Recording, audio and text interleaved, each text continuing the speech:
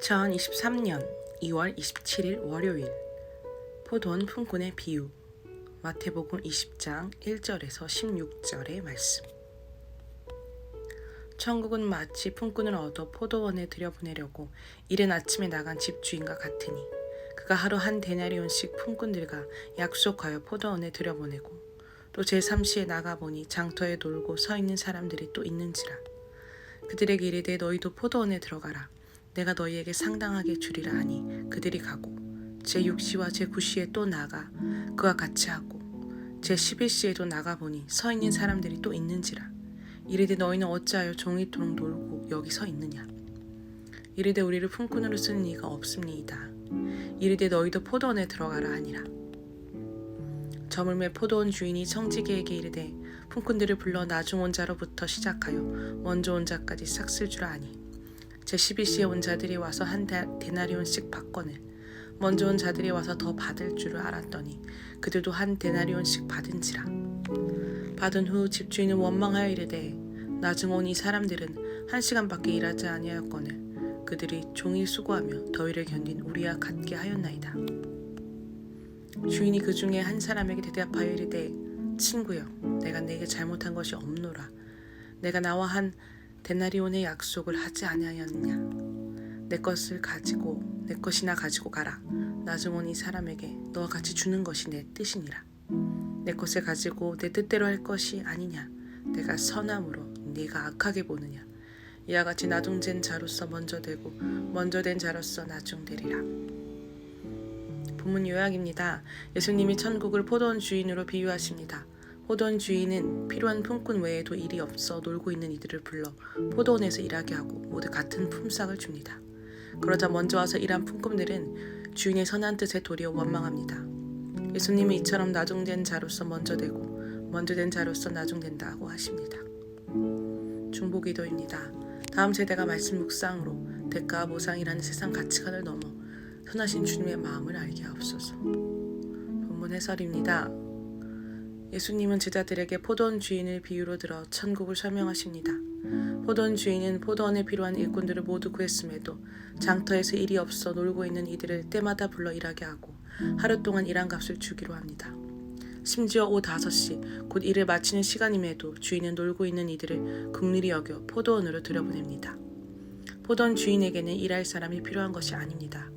나처럼 자격 없는 죄인 한 사람을 천국으로 들어오게 하시는 것이 목적입니다.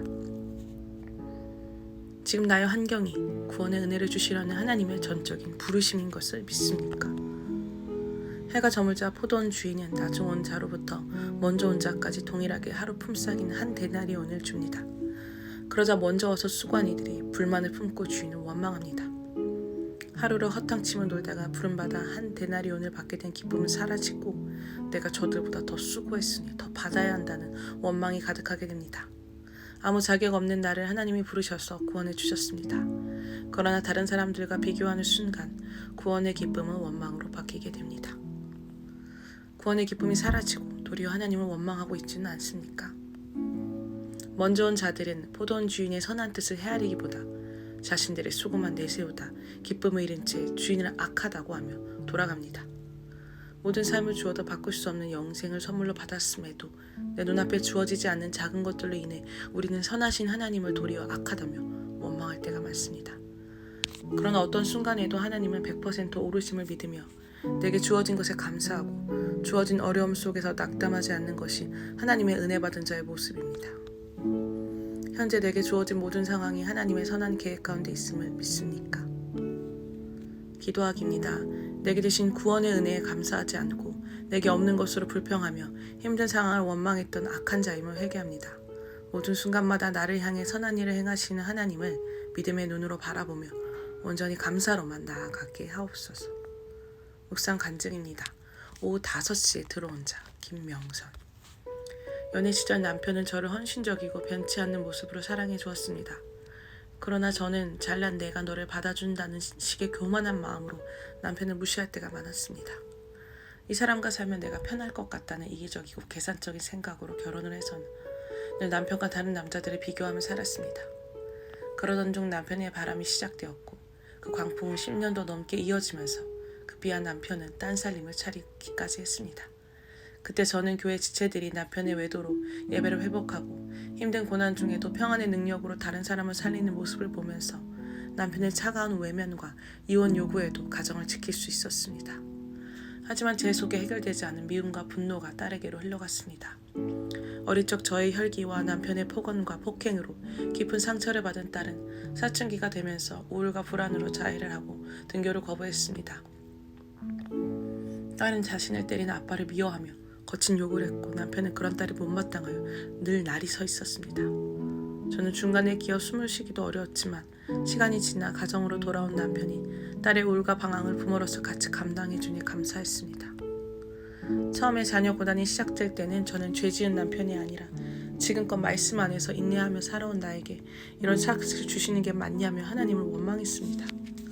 그러나 자녀의 오랜 수고를 통해 내가 종이토록 자기 의의 장터에서 놀고 있는 자이고 이런 나를 보시고도 제 11시에 포도원에 들어오게 하신 주님의 긍휼을 깨닫게 되었습니다. 주님의 은혜로 자격 없는 제가 구원받았는데 포도원에 일찍 들어와 수고한 것이 많다고 착각하는 제 실상을 보게 하시고 끝까지 저와 저희 가정을 포기하지 않으시는 주님의 사랑을 알게 하시니 감사합니다. 적용하기입니다. 교사로서 학교에서 만나는 힘든 아이들에게 청소년 큐티인을 선물하겠습니다. 소그룹 지체들의 자녀를 위한 기도 제목을 매주 교회 온라인 기도에 올리며 기도하겠습니다.